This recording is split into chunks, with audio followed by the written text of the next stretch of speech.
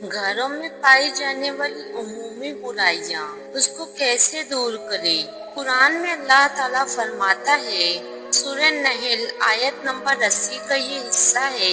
اللہ تعالیٰ فرماتا ہے اور کہتا ہے، ہم نے گھروں کو اطمینان سکون کی جگہ بنایا ہے، لیکن ہم دیکھتے ہیں ہم گھروں میں پریشان ہیں، بلکہ یہ بات بار بار آ رہی ہے کہ سب سے زیادہ لوگ گھروں میں ہی پریشان ہیں۔ نتیجہ یہ ہے کہ گھروں سے باہر جا کر لوگ رہنا پسند کرتے ہیں۔ نبی کریم صلی اللہ علیہ وسلم کے تعلق سے حضرت عائشہ رضی اللہ تعالیٰ عنہا سے سوال ہوا کہ آپ صلی اللہ علیہ وسلم نبوت کی ذمہ داری ادا کرنے کے بعد کہاں جانا پسند کرتے تھے؟ تو کہا وہ گھر آ جایا کرتے تھے۔ گھر سکون کی جگہ ہے، گھر اطمینان کی جگہ ہے، لیکن ہمارے یہاں نظر نہیں آ رہا، کیونکہ نتیجہ وجوہات ہے۔